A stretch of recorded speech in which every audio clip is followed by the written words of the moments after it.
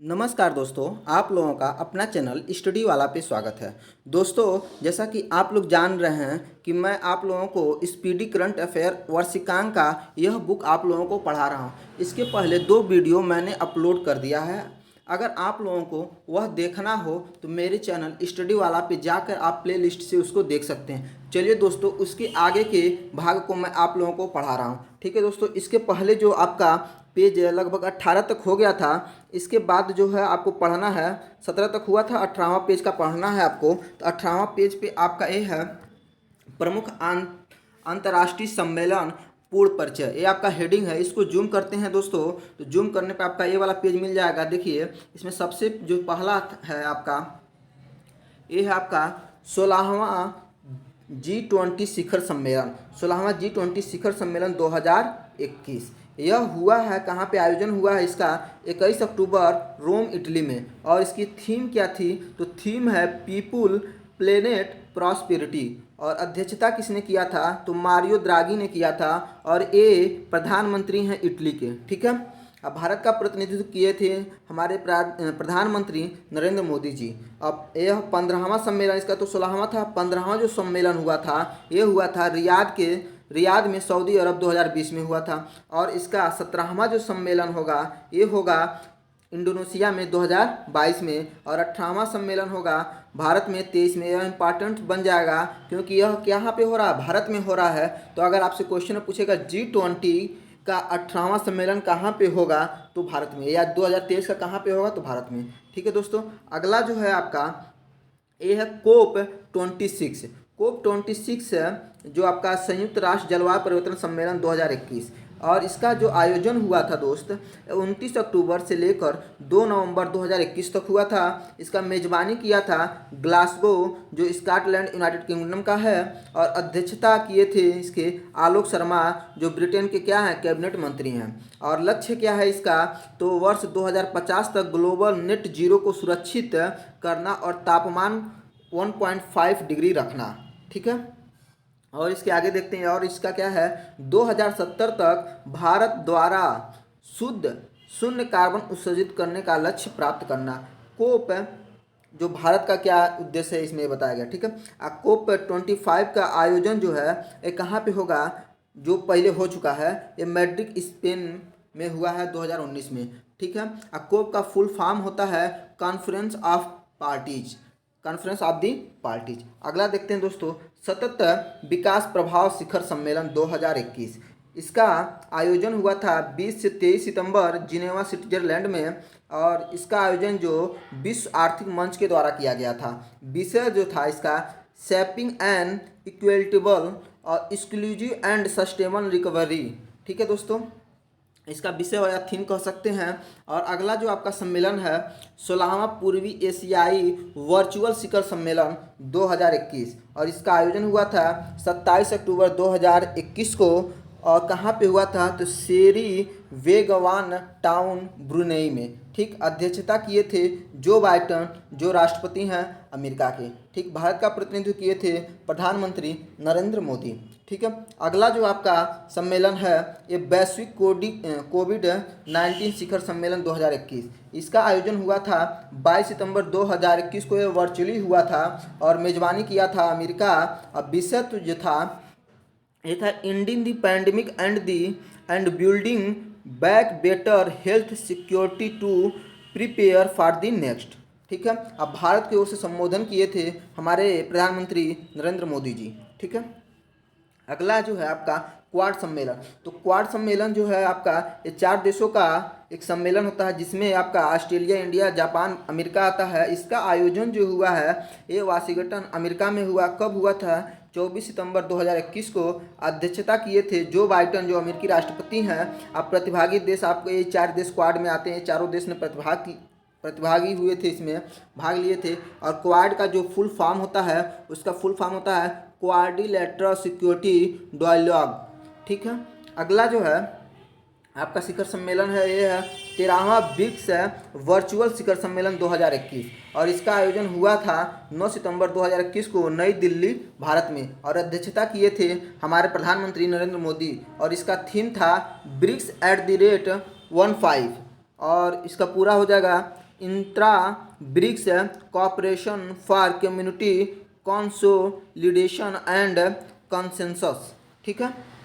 और इसका 12वां जो सम्मेलन होगा हुआ था जो वह रूस में हुआ था 2020 में, और 14वां जो सम्मेलन होगा वह चीन में होगा। इसको याद करने का मैं आपको ट्रिक बता दे रहा हूं दोस्तों। जैसे कि मान लीजिए ब्रिक्स का जो फुल फॉर्म होता है, तो अगर मान लीजिए एक क्रम से हर देश में अगले होता जाता है, तो इस देखिए अगर आपको 13वां याद है तो 14वां याद हो जाएगा। 14वां कैसे हो जाएगा, क्योंकि 13वां कहाँ पे हो, इंडिया आई है, बीच में आ रहा है इंडिया, आई से इंडिया हो गया।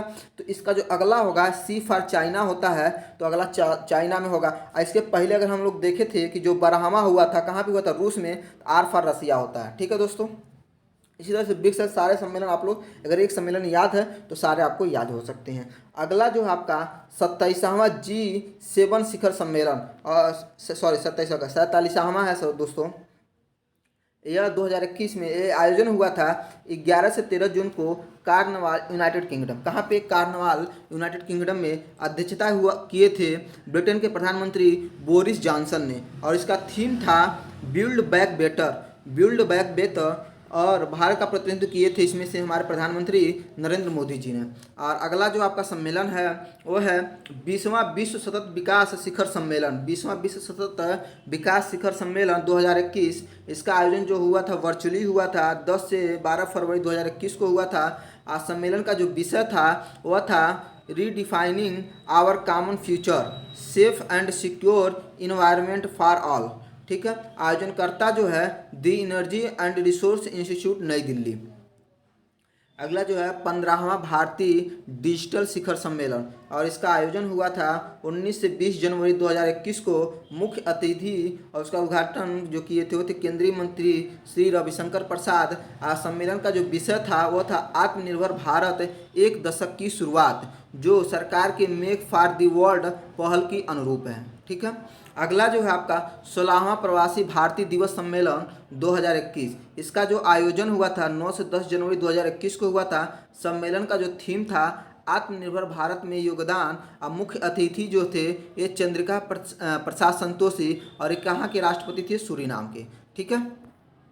अब देखते हैं दोस्तों कोविड से महत्वपूर्ण तथ्य, और कोविड से जो महत्वपूर्ण तथ्य ये वाली जो सारणी है ऑलरेडी पेज नंबर 11 पे वीडियो नंबर 1 में आ चुकी है। ठीक है दोस्तों, तो आप लोग उसको जाके वहाँ से देख सकते हैं। अब इसके जस्ट अगला वाला देखिए, एक कोरोना का ही हो गया, और इसके जस्ट आगे हम देखते हैं दोस्तों 5 राज्यों की जो विधानसभा चुनाव हुए हैं 2022 में, उसके बारे में हम लोग देख लेते हैं। तो इस पेज को हम लोग जूम कर देते हैं, तो जूम करेंगे तो यहाँ पे आ जाएंगे। यहाँ पे देखिए, हाँ, 8 जनवरी 2022 को निर्वाचन आयोग ने 5 राज्यों उत्तर प्रदेश, पंजाब, उत्तराखंड, गोवा, मणिपुर के लिए विधानसभा चुनाव के कार्यक्रमों की घोषणा की, जिसमें यूपी में 7 चरणों, मणिपुर के 2 चरणों में चुनाव कराए गए। इसके अलावा पंजाब, गोवा और उत्तराखंड में एक एक चरण में चुनाव संपन्न हुए थे। 10 फरवरी को मतदान शुरू हुए और 10 मार्च को नतीजे घोषित किए गए। ठीक है दोस्तों, अब इसके बारे में हल्का संक्षिप्त जानकारी ले लेते हैं। तो इसमें उत्तर प्रदेश में चुनाव जो तिथि थी वो थी 10 तारीख,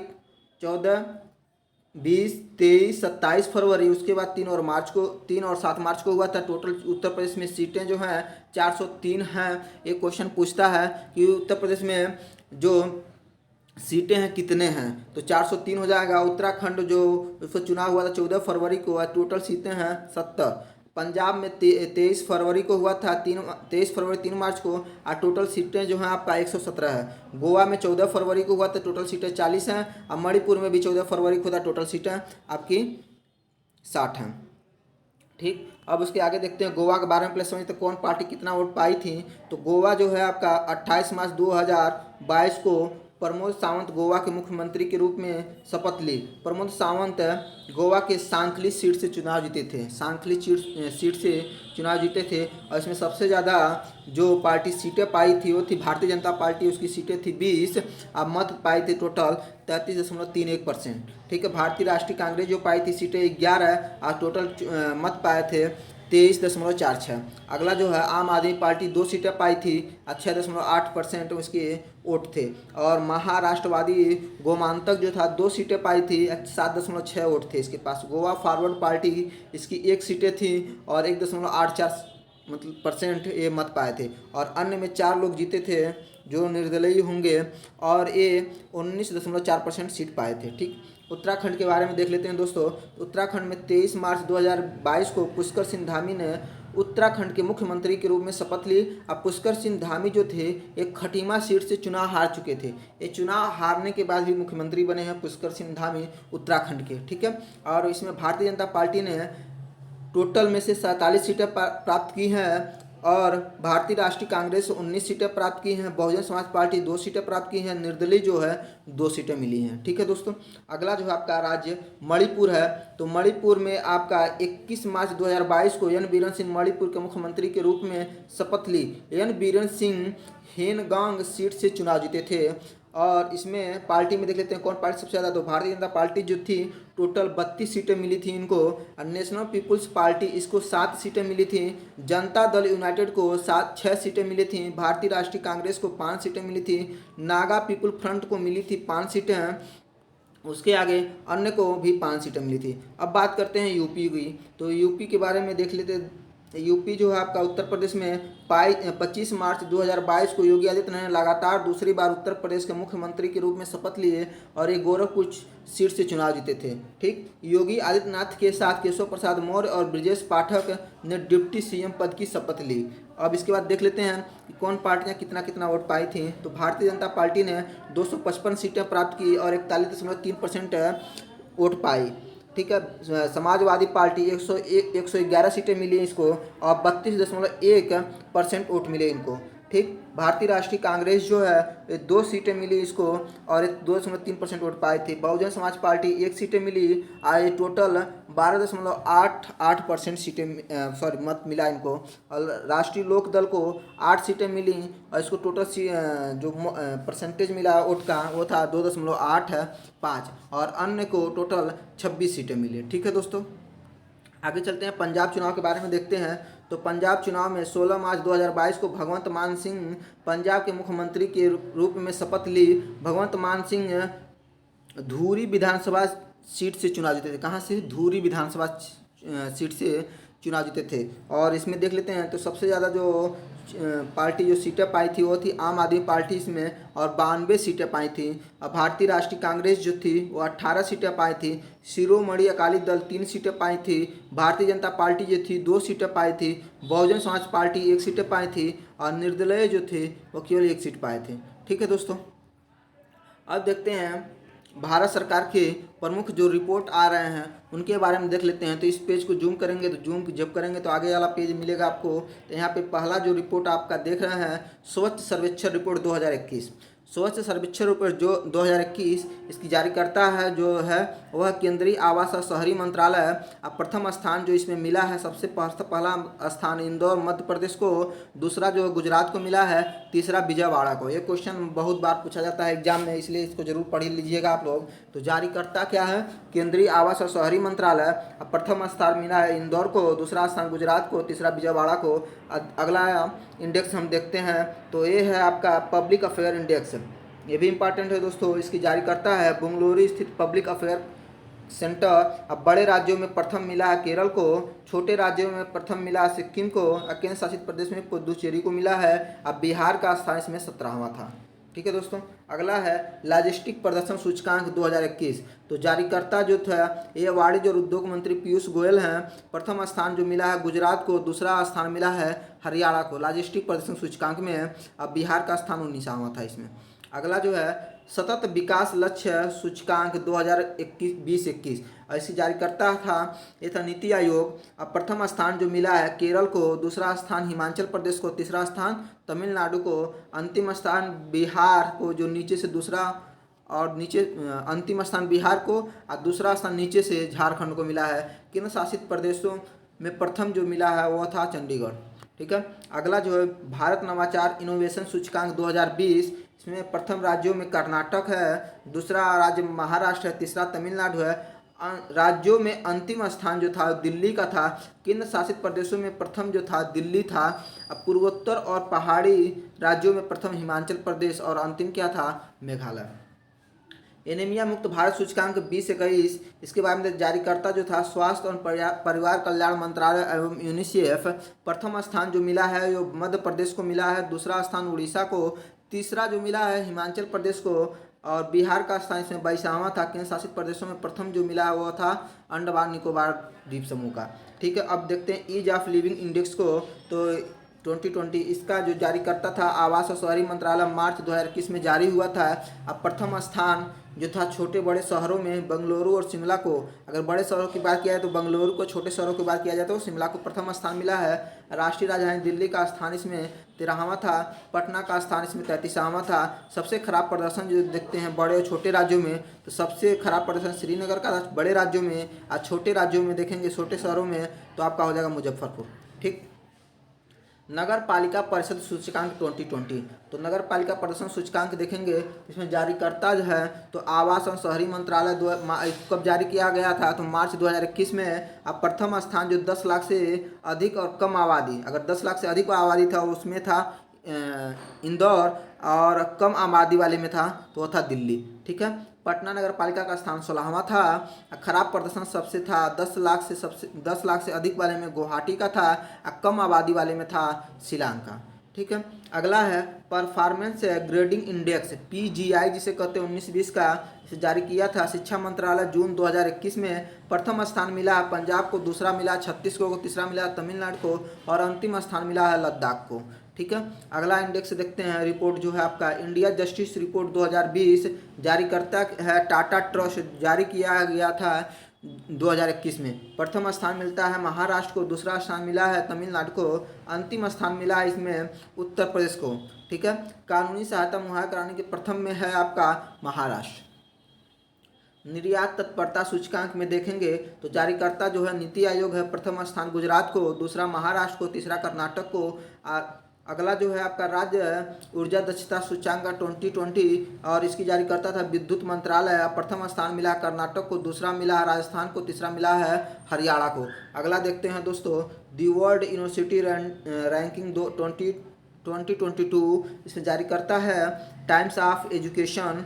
भारत में ये जारी होता है IISc बेंगलुरु द्वारा, IIT रोपड़ और IIT इंदौर, और विश्व में जो प्रथम है वह था ऑक्सफोर्ड विश्वविद्यालय।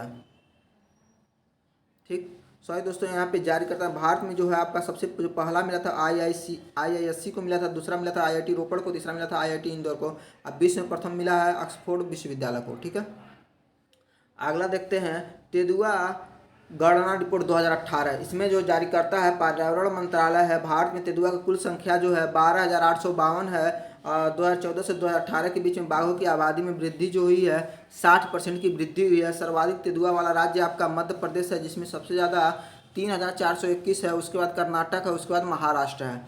अब बाघ वाले में देख लेते हैं तो बाघ की कुल संख्या इस समय 2967 है, और 2014 से 2018 के बीच बाघों की आबादी में वृद्धि जो हुई 33% की। सर्वाधिक बाघों वाले राज्य में इसमें भी सबसे आगे है, इसमें मध्य प्रदेश है, सेकंड पे कर्नाटक है, तीसरा पे उत्तराखंड है। इसमें देखिएगा जो आपका तेंदुआ वाला था इसमें मध्य प्रदेश और कर्नाटक तो सेम है, बस इसमें थर्ड नंबर पे तेंदुआ में महाराष्ट्र था, और इसमें क्या था आपका बाघ वाले में उत्तराखंड था। देखिए थर्ड नंबर में महाराष्ट्र और थर्ड नंबर उत्तराखंड था, बस इतना का अंतर, बाकी दो तो सेम है मध्य प्रदेश और कर्नाटक। ठीक है, अब बिहार में बाघों की संख्या 31 है। भारतीय बाघ वाला टाइगर रिजर्व जो था पहला, जो सर्वाधिक बाघ वाला टाइगर रिजर्व जो है जिम कॉर्बेट है, और यह पहला बाघ है, इसे बोल सकते पहला जो टाइगर रिजर्व का ये जाए राष्ट्रीय उद्यान है, पहला जो आपका जिम कॉर्बेट है, जिसको हैली उद्यान के नाम से भी जाना जाता था। इसके बाद जस्ट आगे है विभिन्न रिपोर्ट एवं सूचकांक। इसमें दोस्तों जूम करने वाले नहीं है तो इसको हम ऐसे ही पढ़ेंगे। तो इसमें जो पहला आपका है ग्लोबल हाउस प्राइस इंडेक्स 2021 जो है जारीकर्ता किया है नाइट फ्रैंक। सम्मिलित जो देश हैं टोटल 56 देश हैं, और शीर्ष देश आपका तुर्की है, भारत का स्थान इसमें 51 है। ठीक है, यह रिपोर्ट आप हर एग्ज़ाम में कोई ना कोई जो भी इंडेक्स होते हैं ज़रूर किसी ना किसी एग्ज़ाम में पूछता है, तो आप लोग इसको ज़रूर याद कर लीजिएगा। और यहाँ पे देखिए जो ग्लोबल हाउस प्राइस इंडेक्स जो आपको बताए हैं, इसमें क्या है कि जो नाइट फ्रैंक कौन जारी किया है, तो नाइट फ्रैंक ने किया है। टोटल जो देश थे उसमें 56 देश थे, तो उसमें तुर्की का जो शीर्ष है भारत का कितना है 51 है। मतलब भारत इसमें बहुत पीछे है। अच्छा, वर्ल्ड हैप्पीनेस रिपोर्ट 2022 में देखेंगे और इसको जारी किया था सतत विकास समाधान नेटवर्क। सतत विकास समाधान नेटवर्क का टोटल इसमें 146 देश हैं और सबसे आगे जो है फिनलैंड है और भारत की जो रैंक है 136 है। तो टोटल 146 देशों में 136 रैंक भारत की है, आप देख सकते हैं। और सतत विकास रैंक में सूचकांक देखेंगे तो यह सतत विकास सूचकांक जो है यह जारी होता है सतत विकास समाधान नेटवर्क के द्वारा। टोटल 165 देश और इसमें भी फिनलैंड सबसे पहले स्थान पे है और भारत का स्थान है इसमें 120। ठीक है, अगला है अंतर्राष्ट्रीय बौद्धिक संपदा सूचकांक 2022 और इसको जारी किया था global eco innovation policy centre US और इसमें टोटल 55 देश हैं। इसमें अमेरिका जो है आपका पहला स्थान है और 43वां स्थान आपका भारत का है। ठीक है, 2021 में इसका स्थान 40 था भारत का। ठीक, ये 22 का है बौद्धिक संपदा सूचकांक। अगला जो है आपका वैश्विक लोकतंत्र सूचकांक 2021, इसको जारी किया गया था इकोनॉमिस्ट इंटेलिजेंस यूनिटी और टोटल इसमें 167 देश हैं। इसमें पहला स्थान नॉर्वे का है, भारत का स्थान है आपका 46। ठीक है, लोकतंत्र सूचकांक में। और हेनले पासपोर्ट इंडेक्स 2022 में देखेंगे तो इसको जारी किया था हेनले एंड पार्टनर्स ने 111 देशों में और इसमें सबसे जो पहला स्थान है जापान और सिंगापुर 2 देशों का है। भारत का स्थान इसमें 83 है और 2021 में 90 था। 22 में कितना है 83 है और 21 में 90 था। अगर दोनों कहीं कुछ भी पूछा जा सकता है, दोनों आप लोग याद कर लीजिएगा। फिर भ्रष्टाचार धारणा सूचकांक 2021 देखते हैं, इसको जारी करता है ट्रांसपेरेंसी इंटरनेशनल और टोटल कितने देश हैं तो 180 और पहला जो देश है आपका डेनमार्क हो जाएगा और भारत का स्थान इसमें 85वां हो जाएगा। ठीक है, और 2020 में इसको मिला था 86वां स्थान भ्रष्टाचार में, इस बार 85वां स्थान। ग्लोबल ड्रग्स इंडेक्स 2021 में और यह जारी किया गया था हार्म रिडक्शन कंसोर्टियम और इस टोटल इसमें सम्मिलित देश थे 30 और पहला जो देश को मिला था शीर्ष देश जो था नॉर्वे है और भारत का रैंक इसमें 18 है। ठीक है, वैश्विक स्वास्थ्य सुरक्षा सूचकांक 2021 देखेंगे तो इसको जारी किया गया था John Hopkins centre for health security और इसमें टोटल 195 देश हैं और शीर्ष देश यूएसए है और भारत का रैंक इसमें 66 है। वर्ल्ड टैलेंट रैंकिंग में देखेंगे तो इसको जारी किया था प्रबंध विकास संस्थान, इसमें टोटल 64 देश हैं और पहला देश जो है आपका स्विट्जरलैंड है, भारत का इसमें स्थान है 56। ठीक, इसके बाद देखते हैं एशिया पावर इंडेक्स 2021, इसको जारी किया था लोवी इंस्टीट्यूट सिडनी के, इसमें टोटल 26 देश हैं। अमेरिका का स्थान इसमें पहला है, भारत का स्थान इसमें चौथा है। अगला है विश्व रिश्वत जोखिम इंडेक्स है और इसको जारी किया था ट्रेस ऑर्गेनाइजेशन ने और इसमें 194 देश हैं और पहला देश आपका डेनमार्क में, भारत का स्थान है 82वां।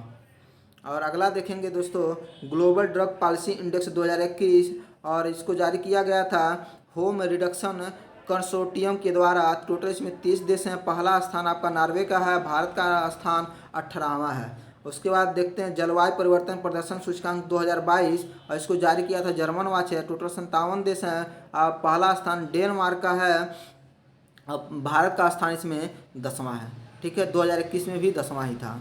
ठीक, आगे चलते हैं दोस्तों। अगला जो है वैश्विक खाद्य सुरक्षा सूचकांक और इसको 2021 इसको जो जारी किया था इकोनॉमिक इम्पैक्ट लंदन ने 113 देशों के सम्मिलित हुए थे। इसमें पहला स्थान आपका आयरलैंड का था, भारत का था इसमें स्थान 71। ठीक है, अगला जो है मार्शल ग्लोबल पेंशन इंडेक्स 2021 और इसको जारी किया था मार्शल कंसल्टिंग, टोटल 43 देश हैं, पहला जो देश था आपका आइसलैंड और भारत का स्थान इसमें 40 है। ठीक है, ग्लोबल पेंशन इंडेक्स में। अगला जो है ग्लोबल हंगर इंडेक्स 2021 का और इसको जारी किया गया था वॉल्थुगरिंग हिल्फ जर्मन संस्था है, उसके द्वारा इसमें टोटल 116 देशों को, पहला स्थान आपका बेलारूस का है हंगर इंडेक्स में है। अब भारत का स्थान 101 है और 2020 में इसका स्थान 94 था। ठीक, अगला जो है अक्षय ऊर्जा देश आकर्षण सूचकांक और इसको जारी किया था consultancy firm Ernst Young and Young के द्वारा और इसमें टोटल 40 देश हैं, अमेरिका इसमें पहला स्थान है, भारत का स्थान इसमें तीसरा है। ठीक है, अगला जो है वैश्विक नवाचार सूचकांक 2021 और इसको जारी किया गया था बौद्धिक संपदा संगठन। 132 देश में सम्मिलित हुए थे। और स्विट्जरलैंड का पहला स्थान है। अब भारत का स्थान इसमें 46 है और 2020 में था 48। ठीक, अगला है digital quality of life index 2021। इसको जारी किया था साइबर सुरक्षा कंपनी सर्फ सार्क ने। 110 देशों के बीच में हुआ था और डेनमार्क इसका पहला स्थान था। भारत का स्थान इसमें 59वां था। अगला है वैश्विक विनिर्माण जोखिम सूचकांक और इसको जारी किया था कुशमैन एंड वेकफील्ड ने। टोटल 47 देश थे। चीन का पहला स्थान है और भारत का इसमें दूसरा है विनिर्माण जोखिम सूचकांक में। ठीक, अगला जो क्वेश्चन है वैश्विक युवा विकास सूचकांक 2020 और इसमें राष्ट्रमंडल सचिवालय लंदन के द्वारा जारी किया गया था। टोटल 181 देश हैं। सिंगापुर का पहला स्थान है। भारत जो है इसमें 122वें स्थान पे है। ठीक है, अगला जो है आपका वैश्विक साइबर सुरक्षा सूचकांक 2020 और इसको जारी किया था अंतर्राष्ट्रीय दूरसंचार संघ और इसमें टोटल 194 देश थे। अमेरिका का स्थान पहला है, भारत का स्थान इसमें 10वां है। अगला है वैश्विक प्रतिस्पर्धात्मक सूचकांक 2021। इसको जारी किया गया था प्रबंध विकास संस्थान IMD और इसमें टोटल 64 देश थे। पहला स्थान आपका स्विट्जरलैंड का था। भारत का स्थान इसमें 43 था। 2020 में भी 43 ही था। ठीक, वैश्विक शांति सूचकांक 2021 इसको जारी किया गया था institute for economics and peace के द्वारा। टोटल 163 देश। पहला जो देश था इसमें फर्स्ट रैंकिंग जिसकी थी वह था आइसलैंड। और भारत का इसमें रैंकिंग है 135 और 2020 में थी 133। अगला जो आपका देखेंगे विश्व दाता सूचकांक में तो चैरिटी और फाउंडेशन के द्वारा इसको जारी किया गया था। इसमें टोटल 114 देश थे। इसमें पहला जो देश आपका इंडोनेशिया और भारत का स्थान है 14वां। ठीक है दोस्तों, आगे चलते हैं। वैश्विक घरेलू मूल्य सूचकांक 2021 इसको जारी किया था नाइट फ्रैंक लंदन ने। टोटल 56 देश हैं इसमें और तुर्की को पहला स्थान मिला है और भारत का स्थान है 55वां। ठीक है, अगला जो है मानव विकास सूचकांक 2022 है। इसमें 2022 गलती लिखा गया भाई, इसमें 2020 होना चाहिए। तो 2020 है मानव विकास सूचकांक। इसको जारी किया गया था संयुक्त राष्ट्र विकास कार्यक्रम UNDP ने। इसमें 189 देशों पे हुआ था। पहला स्थान आपका नॉर्वे था और भारत का स्थान इसमें 131 है और 19 में आपका 129 था। ठीक है दोस्तों, अगला है विश्व प्रेस स्वतंत्रता सूचकांक 2021। इसको जारी किया गया था रिपोर्ट विदाउट ब्राइड्स फ्रांस के द्वारा। टोटल 180 देश थे। नॉर्वे को पहला स्थान मिला है और भारत को मिला है 142वां स्थान। ठीक, 2021 का रिपोर्ट था ये। अगला जो है आपका चांसलर गुड गवर्नेंस इंडेक्स। इसमें को जारी किया गया था चांसलर इंस्टीट्यूट ऑफ गवर्नेंस। 104 देशों को सम्मिलित हुए थे। पहला देश था इसका फिनलैंड और भारत का स्थान था 49। ठीक है, अगला जो देखेंगे तो वैश्विक ऊर्जा संक्रमण सूचकांक 2021 और इसको जारी किया गया था विश्व आर्थिक मंच के द्वारा। 115 देशों ने भाग लिया। पहला स्थान स्वीडन का है और भारत का स्थान इसमें 87 है। ठीक है, अगला जो क्वेश्चन आपका ग्लोबल जेंडर गैप इंडेक्स 2021 और इसका विश्व आर्थिक मंच के द्वारा जारी किया गया था। टोटल 156 देश थे। आइसलैंड को पहला और भारत को रैंक मिली थी 140 की। ठीक है, विश्व आर्थिक स्वतंत्रता सूचकांक 2020 इसको जारी किया गया था अमेरिकी थिंक टैंक हेरिटेज फाउंडेशन के द्वारा और इसमें 184 देशें थी। सिंगापुर का पहला स्थान मिला है और भारत का मिला इस पे 121 देश। अगला जो है आपका कोविड-19 प्रदर्शन सूचकांक 2021 इसको जारी किया है लोवी संस्थान सिडनी ने। टोटल 98 देशों पे और वियतनाम का इसमें स्थान है पहला। भारत का स्थान इसमें 86 है। अगला जो है वैश्विक जलवायु जोखिम सूचकांक 2021 इसको जर्मन वाच NGO के द्वारा जारी किया गया है। इसमें सबसे पहला स्थान है मोजाम्बिक का और 7वां स्थान है भारत का। ठीक है, अगला जो है ग्लोबल फायर पावर इंडेक्स 2021 इसको जारी किया गया था ग्लोबल फायर पावर द्वारा। टोटल 133 देश हैं। अमेरिका का पहला स्थान है और भारत का इसमें चौथा स्थान है। ठीक है दोस्तों, अब आगे चलते हैं आर्थिक समीक्षा देखते हैं। आर्थिक समीक्षा 21-22 देख लेते हैं। ठीक है, इस पेज को जूम करते हैं तो ये आपका है आपका देखिए, आर्थिक सर्वेक्षण 21-22 को वित्त मंत्री निर्मला सीतारमण ने 31 जनवरी 2021 को संसद में पेश किया था। जो आपका 21-22 का आर्थिक सर्वेक्षण था। आर्थिक सर्वेक्षण 21-22 को प्रमुख आर्थिक सलाहकार संजीव सन्याल के नेतृत्व में एक टीम द्वारा तैयार तथा वर्तमान मुख्य आर्थिक सलाहकार जो थे अनंत नागेश्वरन है, उनके द्वारा जारी किया गया था। ठीक, आर्थिक समीक्षा 21-22 का मूल विषय था त्वरित दृष्टिकोण है, जो फीडबैक, वास्तविक निष्कर्षों का तत्काल निगरानी, व्यवहारिक प्रतिक्रियाओं, सुरक्षा संबंधी उपायों आदि पर आधारित है। ठीक है, अब आर्थिक समीक्षा जो तो परीक्षा अनुपयोगी तथ्य हैं उसके बारे में देखते हैं। तो वित्त वर्ष 22-23 में भारतीय अर्थव्यवस्था जो है वह 8 से 8.5% बढ़ने का अनुमान है। अब वित्त वर्ष 20-21 में 7.3% का गिरावट के बाद 21-22 में भारतीय अर्थव्यवस्था 9.2% बढ़ने का अनुमान है। ठीक है, अगला है इसमें कृषि और संबद्ध क्षेत्रों में 3.9% वृद्धि की संभावना है। उद्योग क्षेत्र में 11.9% और सेवा क्षेत्र में 8.2% वृद्धि की संभावना अप्रैल-नवंबर 2021 के दौरान पूंजी व्यय में सालाना आधार पर 13.5% की वृद्धि हुई है।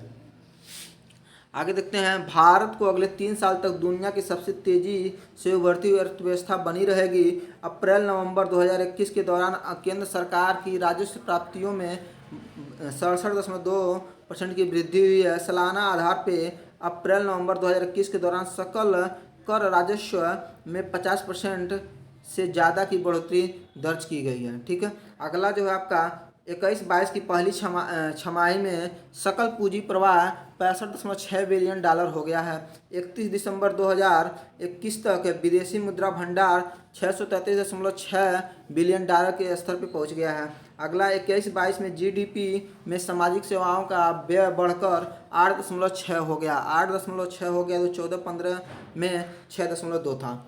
ठीक, अगला जो है आपका नवंबर 2021 में 2021 में अंत तक चीन, जापान, स्विट्जरलैंड के बाद भारत चौथा सबसे विदेशी मुद्रा भंडार वाला देश बन जाएगा।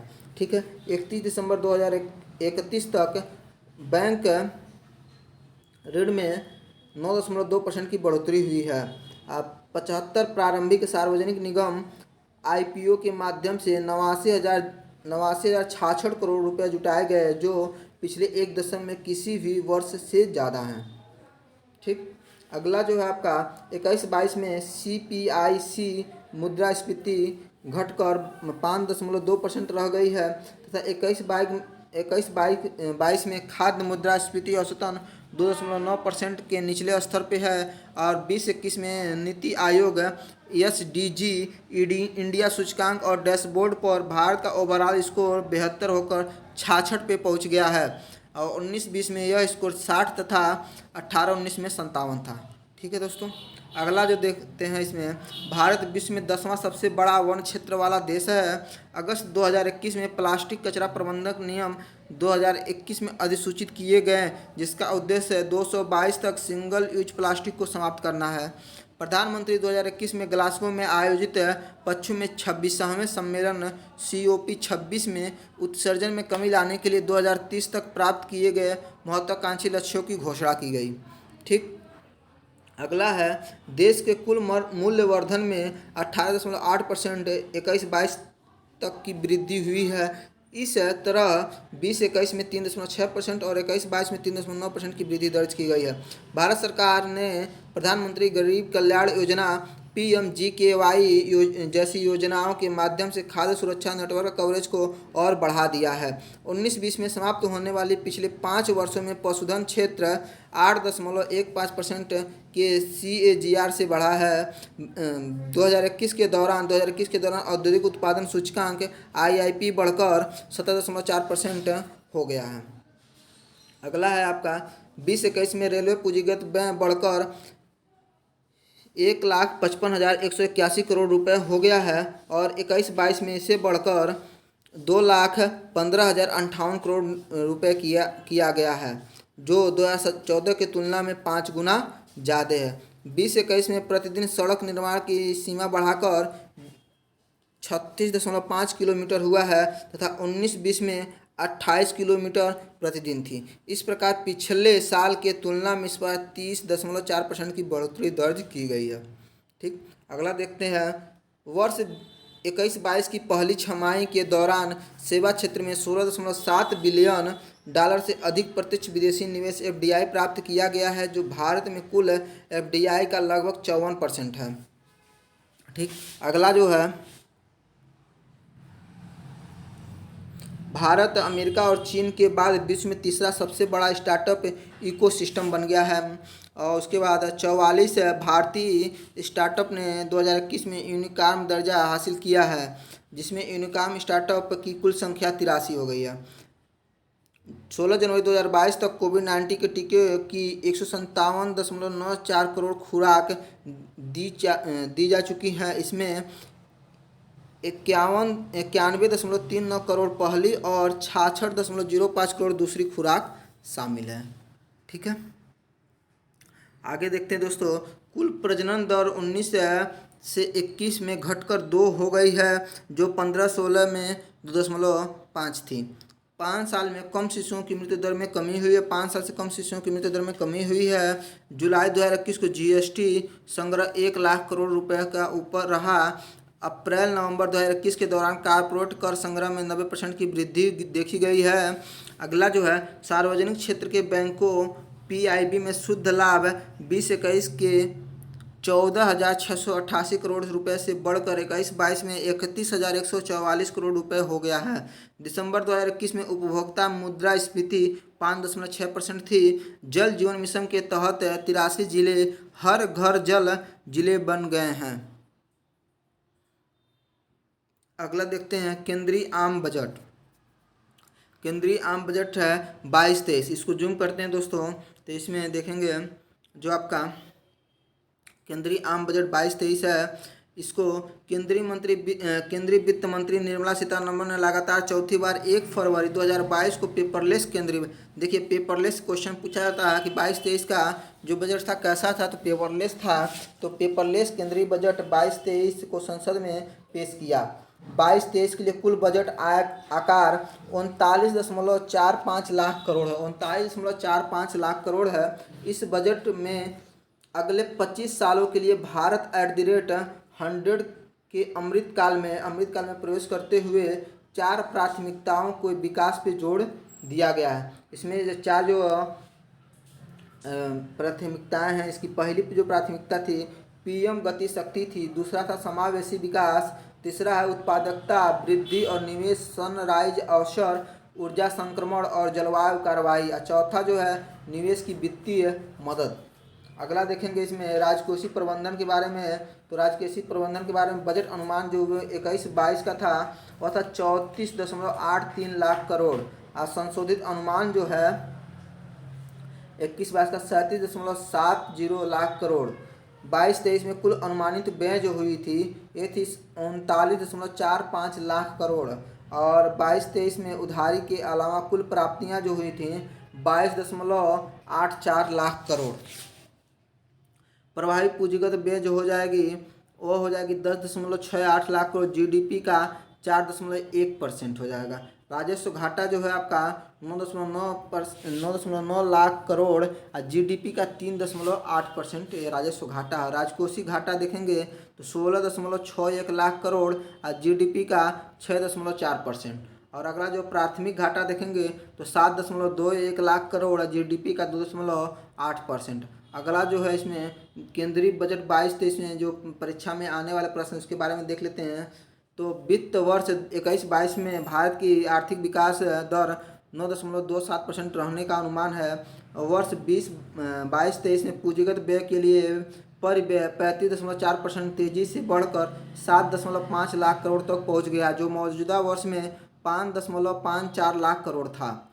ठीक, अगला जो है आपका वर्ष 22-23 में परिव्यय सकल घरेलू उत्पाद 2.9% रहेगा। आयकर स्लैब और दरों में कोई बदलाव नहीं किया जाएगा। केंद्र और राज्य सरकार के कर्मचारियों की कर कटौती की सीमा 10% से बढ़कर 14% किया जा रहा है। ठीक, डिजिटल करेंसी जो क्रिप्टो करेंसी है कि इनकम पे 30% का कर लगाया लगाया जाएगा। ठीक है, इसके बाद आगे देखते हैं जाएगा। इसके अलावा जो वर्चुअल करेंसी के ट्रांसफ़र पे 1% का कर देना होगा। लॉन्ग टर्म कैपिटल गेन से होने वाली आय पर 15% का टैक्स लगेगा। कारपोरेट सरचार्ज को 12% से घटकर 7% किया गया है। गैर सूचीबद्ध शेयरों पर सरचार्ज 28.5% से घटकर 23% किया गया है। सरकार की प्राप्तियों में विभिन्न मदों की हिस्सेदारी देखेंगे तो उधार और अन्य देयताओं में 35% की है और जीएसटी की है 16%। ठीक है, अगला जो है आपका इसमें देख लेते हैं। टैक्स जो है आपका निगम कर जो है 15% से आया है और आयकर जो है 15%, केंद्रीय उत्पाद शुल्क जो है 7%, गैर कर राजस्व 5%, कस्टम जो है 5%, गैर ऋण पूंजी प्राप्तियां हैं 2%। और सरकार की खर्चे अगर देखते हैं तो ब्याज भुगतान पर 20%, करों और शुल्यों से राज्य का हिस्सा है 17%, केंद्रीय क्षेत्र की स्कीम पे 15% खर्च होगा और वित्त आयोग और अन्य अंतरण पे 10% होगा। केंद्रीय प्रायोजित स्कीम पे 9% होगा। रक्षा पे 8% होगा। रक्षा वाला आप लोग जरूर याद करिएगा, रक्षा वाला इंपॉर्टेंट है। रक्षा पे 8% का खर्च होगा। सब्सिडी पे 8% की खर्च होगी। पेंशन पे 8% की खर्च होगी और अन्य व्यय आपका 9% है। 14 क्षेत्रों में उत्पादन से जुड़ी प्रोत्साहन योजना के तहत 60 लाख नए रोजगार सृजित किए जाएंगे। 60 लाख नए रोजगार सृजित किए जाएंगे। देखिए इसमें आरबीआई 2022-23 में डिजिटल रुपया प्रस्तुत करेगा। इलेक्ट्रॉनिक्स पर लगने वाले टैक्स पर छूट मिलेगी। वही रत्न और आभूषण पे कस्टम ड्यूटी घटाकर 5% कर दी गई है। अगला जो है विभिन्न राज्यों के लिए 5 नदी जोड़ो परियोजना, दमन गंगा पिंजाल पार तापी है, नर्मदा है, गोदावरी कृष्णा पेन्नार कावेरी है। इसके बाद अगला जो है केन बेतवा लिंक परियोजना के लिए 1400 करोड़ रुपए आवंटित किया गया है। इसमें 9.08 लाख हेक्टेयर जमीनों की सिंचाई की सुविधा मिलेगी। ठीक, अगला जो है उत्तर पूर्व परिषद के जरिए prime minister development initiative for north east region जो है आपका नामक नई योजना लाई जाएगी। ठीक है, अगला जो है आपका विश्व स्तरीय इंफ्रास्ट्रक्चर बनाने के लिए गति शक्ति मास्टर प्लान तैयार किया जाएगा। और अगला इसका है 22-23 में पीपी मॉडल पे 4 स्थानों में मल्टी मॉडल लॉजिस्टिक पार्क की शुरुआत की जाएगी। मल्टी मॉडल लॉजिस्टिक सुविधाओं के लिए 100 पीएम गति शक्ति कार्गो टर्मिनल की व्यवस्था की जाएगी। अगला है दुर्गम पहाड़ी के लिए राष्ट्रीय रोपवे विकास कार्यक्रम पर्वतमाला को पीपीपी मोड पर शुरू किया जाएगा। अगला जो है स्पेशल इकोनॉमिक जोन एक्ट में जल्द ही बदलाव होगा। एनिमेशन गेमिंग टास्क फोर्स का उद्घाटन किया जाएगा। 22-23 में ई पासपोर्ट भी जारी किया जाएगा। 22-23 में 25,000 किलोमीटर राष्ट्रीय राजमार्ग बनाए जाएंगे। आगे देखते हैं अगले 3 सालों में 400 नई वंदे भारत ट्रेनों का निर्माण किया जाएगा। सुरक्षा क्षमता की वृद्धि के लिए 2000 किलोमीटर से अधिक रेल नेटवर्कों को स्वदेशी विश्व स्तरीय प्रौद्योगिकी कवच के तहत लाया जाएगा। वर्ष 2023 को राष्ट्रीय कंदन वर्ष के रूप में घोषित किया जाएगा। 5 सालों में ranging and accelerating MSME performance जिसे RAMP कहते हैं प्रोग्राम शुरू किया जाएगा। अगला है मानसिक स्वास्थ्यों को समाधान की दिशा में एक national tele mental health programme शुरू किया गया है। नेशनल डिजिटल हेल्थ इकोसिस्टम के लिए एक ओपन प्लेटफॉर्म शुरू किया गया है। अगला जो महिला बाल विकास मंत्रालय के अंतर्गत मिशन शक्ति, मिशन वात्सल्य, सक्षम आंगनबाड़ी और पोषण 2 योजना के जरिए महिलाओं और बच्चों को एकीकृत लाभ प्रदान किए जाएंगे। अगला है 2 लाख आंगनबाड़ियों को सक्षम आंगनबाड़ियों में उन्नयन किया जाएगा। कोल गैसिफिकेशन और कोयले के रसायन में परिवर्तित करने के लिए 4 नई प्राइवेट परियोजनाओं की बात कही गई है। 22-23 में ग्रामीण और शहरी क्षेत्रों में पीएम आवास योजना के तहत 80 लाख घरों के निर्माण को पूरा करने के लिए 48,000 करोड़ रुपए आवंटित किए गए हैं।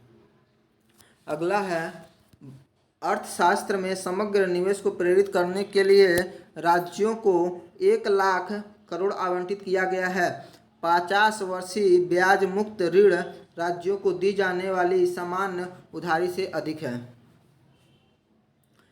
फिर वर्ष 2030 तक स्थापित सौर विद्युत का 280 गीगावाट लक्ष्य हासिल करने के लिए सौर मॉड्यूल के निर्माण के लिए 19,500 करोड़ अतिरिक्त आवंटन किया जाएगा। अगला दोस्तों, रक्षा क्षेत्र में आत्मनिर्भरता को बढ़ावा देने के लिए पूंजीगत खरीद बजट को 68% घरेलू उद्योग के लिए निर्धारित किया गया है, जो 2021 में 58% के मुकाबले अधिक है।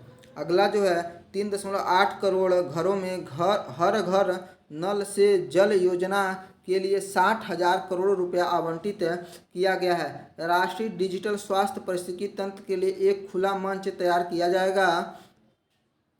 कृषि ग्रामीण स्टार्टअप के वित्त पोषण के लिए कोष स्थापित किया जाएगा। पीएम ई विद्या के 1 क्लास 1 टीवी चैनल कार्यक्रम का विस्तार 200 टीवी चैनलों तक किया जाएगा। 22-23 में विज्ञान और गणित में 750 वर्चुअल लैब और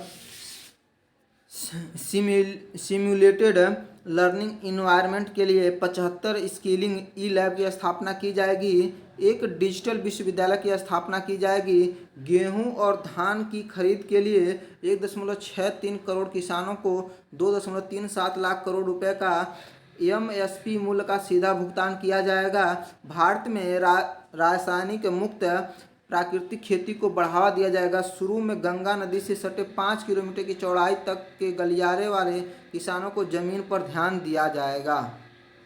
अगला जो है भारत के आकलन, भूमि रिकॉर्ड और दृष्टिकरण, कीटनाशकों एवं पोषक तत्वों के लिए किसान ड्रोन। भारत नेट परियोजना के तहत गांव में ऑप्टिकल फाइबर बिछाने की ठेका दिया जाएगा। ग्रामीण और दूर दराज के क्षेत्रों में ब्रॉडबैंड सेवा की पहुंच के लिए यूनिवर्सल सर्विस ऑब्लिगेशन फंड का 5% आवंटित किया जाएगा। ठीक है, अगला देखते हैं। इसमें 22-23 में 60 किलोमीटर लंबी 8 रोपवे परियोजनाओं के लिए संविदा प्रदान की जाएगी। और उद्यम ई श्रम या NCA और असीम पोर्टलों को आपस में जोड़ा जाएगा। 130 लाख MSME को आपातकालीन क्रेडिट लाइन गारंटी योजना के तहत अतिरिक्त कर्ज दिया जाएगा। ECLGS को मार्च 2023 तक बढ़ाया जाएगा। ECLGS के तहत गारंटी कवर को 50,000 करोड़ रुपए बढ़ाकर कुल 5 लाख करोड़ दिया जाएगा। ठीक, आगे जो है आपका सूक्ष्म और लघु उद्यमों को सूक्ष्म और लघु क्रेडिट गारंटी ट्रस्ट के तहत 2 लाख करोड़ रुपए का अतिरिक्त क्रेडिट दिया जाएगा। 1.5 लाख घरों को 100% कोर बैंकिंग सिस्टम पर लाया जाएगा। अनुसूचित वाणिज्यिक बैंक 75 जिलों में 75 डिजिटल बैंकिंग इकाइयाँ स्थापित करेंगे। अंतर्राष्ट्रीय अधिकार क्षेत्र के तहत विवादों के समय निपटान के लिए अंतर्राष्ट्रीय मध्यस्थता केंद्र स्थापित की जाएगी।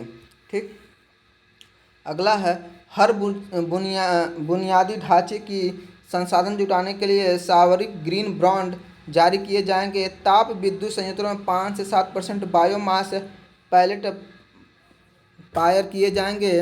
अगला है वार्षिक रूप से 38 MMT कार्बन डाइऑक्साइड की बचत होगी। सनराइज क्षेत्रों के लिए बेलेंडिंड निधियों को बढ़ावा दिया जाएगा। वर्ष 2022-23 में राज्यों को GSDP के 4% का वित्तीय घाटे का अनुमति होगी। उसके आगे है जिसका 5% विद्युत क्षेत्र सुधारों में उपयोग किया जाएगा। धारा 115 BAB के तहत विनिर्माण और उत्पाद शुल्क को करने की अंतिम तिथि को 1 साल के लिए बढ़ाकर 31 मार्च 2024 तक कर दिया जाएगा। अब देख लेते हैं इसमें केंद्र सरकार का व्यय जो है 22-23 में कितना होने वाला है। तो 22-23 के लिए बजट अनुमान जो कुल जो है आपका ये है आपका 39,44,909। ठीक, अब इसमें देखते हैं कितना क्या है। पेंशन में 2 लाख 7,132, रक्षा में 3,85,370 प्रमुख सब्सिडी देखेंगे तो 3,17,866, कृषि और संबंध कार्यकलाप देखेंगे तो 1,51,521, वाणिज्य और उद्योग को देखेंगे तो 53,116, पूर्वोत्तर विकास के लिए 2,800, शिक्षा में 1,04,278, और ऊर्जा में देखेंगे तो 49,220, विदेशी मामले में देखेंगे तो 17,250, ब्याज पे देखेंगे तो 9,40,651, IT और दूरसंचार में 79,887, योजना और सांख्यिकी में देखेंगे तो 5,720, ग्रामीण विकास में देखेंगे 2,06,293, वैज्ञानिक विभाग में 30,571, सामाजिक कल्याण में 51,780, कर प्रशासन में देखेंगे तो 1,71,677, और राज्यों के अंतरण में 3,34,339, अब परिवहन में देखेंगे तो 3,51,851, संघ राज्य क्षेत्र में 58,757, शहरी विकास में 76,549, और अन्य में 1,13,301। इसके अलावा इधर का देखेंगे तो विदेशी मामले के लिए 17,250, वित्त के लिए 21,354, स्वास्थ्य के लिए 86,606, गृह के लिए मतलब घर के लिए 1,27,020। ठीक है, ये सारे के सारे जोड़ कितने हैं? करोड़ रुपए में हैं। ठीक है, आगे जो देखते हैं दोस्तों, केंद्र सरकार की जो योजनाएं हैं उसके बारे में कुछ पढ़ लेते हैं। तो इस पेज को हम जूम करते हैं दोस्तों, तो पहला जो है नमामि गंगे योजना। नमामि गंगे योजना जो थी आपकी 10 जुलाई 2014 को जल संसाधन मंत्रालय द्वारा शुभारंभ किया गया था। उद्देश्य था, देखिए ये आप सबसे पहले देख लीजिएगा, जो शुभारंभ कब किया गया था और किसके द्वारा किया गया था और उद्देश्य क्या है, ये 3 चीज़ आप लोग जरूर याद करिएगा। तो शुभारंभ हुआ था 10 जुलाई 2014 को, किसके द्वारा किया? जल संसाधन मंत्रालय द्वारा। उद्देश्य इसका गंगा नदी के संरक्षण और शुद्धि हेतु। अगला जो है प्रधानमंत्री जन धन योजना, इसका शुभारंभ हुआ था 28 अगस्त 2014 को वित्त मंत्रालय के द्वारा। उद्देश्य है सभी परिवारों को कम से कम एक बैंक खाता, 26 फरवरी 2020 तक 38.18 करोड़ खाते खोले जा चुके हैं, और लाभ जो है 2 लाख रुपए का दुर्घटना बीमा और 30,000 रुपये का जीवन बीमा। ठीक, उसके बाद मेक इन इंडिया के बारे में देखते तो शुभारंभ हुआ था 25 सितंबर 2014 को। उद्देश्य देश में मैन्युफैक्चर को बढ़ावा देना, मैन्युफैक्चरिंग हब स्थापित करना हो जाएगा। अगला जो है संसद आदर्श ग्राम योजना। संसद आदर्श ग्राम शुभारंभ हुआ था 11 अक्टूबर 2014 को जयप्रकाश नारायण के जन्म दिवस पर। उद्देश्य है प्रत्येक सांसद द्वारा वर्ष 2019 तक 3 गांव तथा वर्ष 2024 तक 8 गांवों को गोद लेकर विकसित करना है। ठीक, अगला जो है आपका मिशन इंद्रधनुष। मिशन इंद्रधनुष का शुभारंभ हुआ था 25 दिसंबर 2014 को केंद्रीय स्वास्थ्य मंत्रालय द्वारा। उद्देश्य जो है इसका 2020 तक संपूर्ण टीकाकरण के लक्ष्य को प्राप्त करना है। इस योजना के अंतर्गत 7 बीमारियां डिप्थीरिया, काली खांसी, टिटनस, पोलियो, टीबी, खसरा और हेपेटाइटिस बी के लिए टीकाकरण होगा। ठीक है, पहल योजना के बारे में देखते हैं। तो पहल योजना का शुभारंभ हुआ था 1 जनवरी 2015 को। इसका उद्देश्य था LPG सिलेंडरों के सब्सिडी के पैसे को सीधे उपभोक्ताओं के बैंक के खातों में भेजना। ठीक, और यह DBTL स्कीम भी कहा जाता है इसको, direct benefit transfer for LPG। अगला जो है हृदय योजना। हृदय योजना के बारे में पढ़ लेते हैं। तो हृदय योजना 21 जनवरी 2015 को शहरी विकास मंत्रालय द्वारा जारी किया गया था, और हृदय का पूरा फॉर्म होता है heritage city development and argumentation योजना।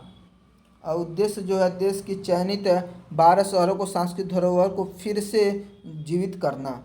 अगला जो योजना है आपका बेटी बचाओ बेटी पढ़ाओ योजना। इसका शुभारंभ हुआ था 22 जनवरी 2015 को महिला एवं बाल विकास मंत्रालय द्वारा। उद्देश्य लैंगिक समानता को बढ़ावा देना और लिंगानुपात को बढ़ाना। अगला जो योजना आप देखेंगे प्रधानमंत्री मुद्रा योजना। प्रधानमंत्री मुद्रा योजना जो है आपका यह हुआ था 8 अप्रैल 2015 को। अब मुद्रा का पूरा फॉर्म होता है micro unit development and refinance agency हो जाएगा। उद्देश्य सूक्ष्म उद्यम के क्षेत्र के विकास के लिए वित्तीय सहायता प्रदान करना और एवं ऋण प्रकार से शिशु हैं, किशोर हैं, तरुण हैं उनको उपलब्ध कराना। मतलब जो भी अगर ये लोग अपना व्यवसाय शुरू करना चाहते हैं तो उनको वित्तीय सहायता या ऋण प्रदान करवाना इसका उद्देश्य है। शिशु के तहत 50,000 रुपये, किशोर को 5 लाख और तरुण के तहत 10 लाख रुपये तक लोन देने का प्रावधान है। अगला जो है उजाला उजाला योजना। उजाला योजना जो शुभारंभ हुआ था 1 मई 2015 को। उजाला का फुल फॉर्म है Unnat Jyoti by affordable LED for all.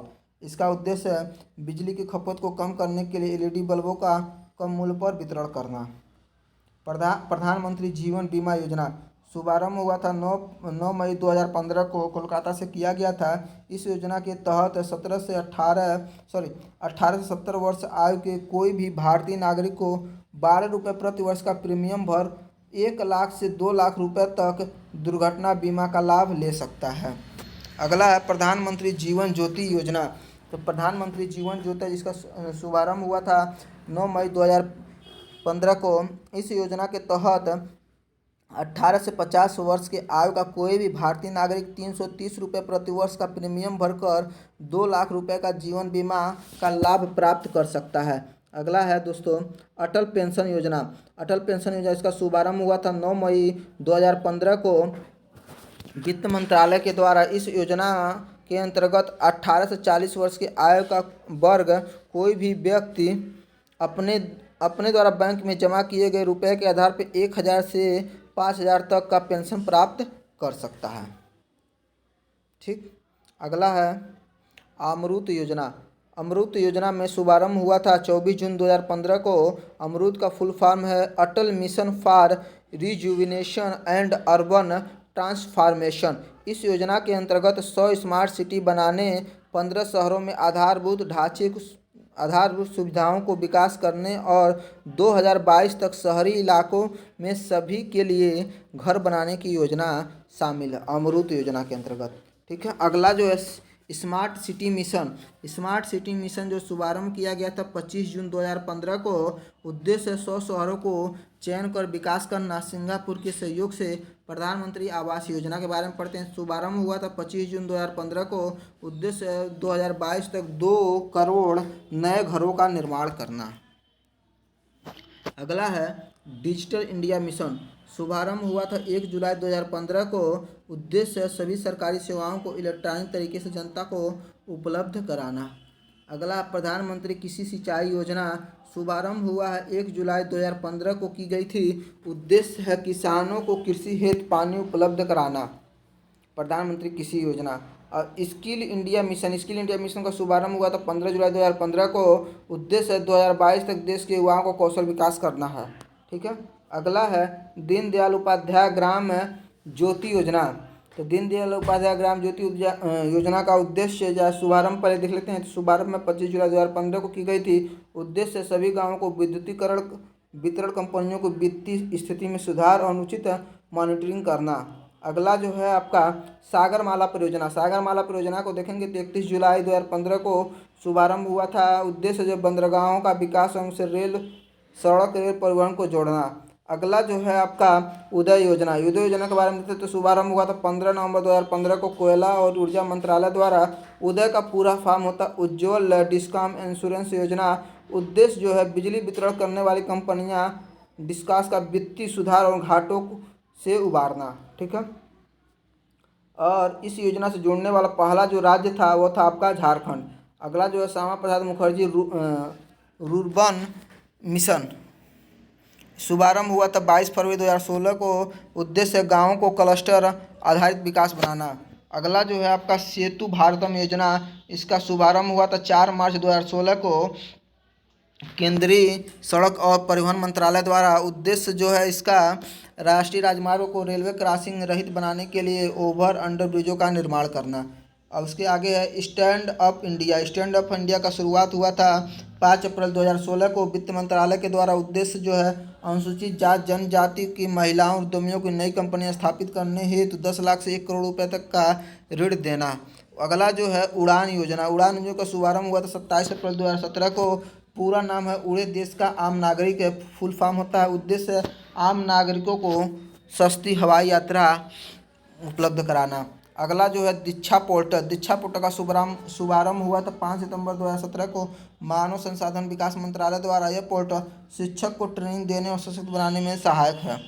अगला जो है आपका प्रधानमंत्री उज्ज्वला योजना। प्रधानमंत्री उज्ज्वला योजना का शुभारंभ हुआ था 1 मई 2016 को।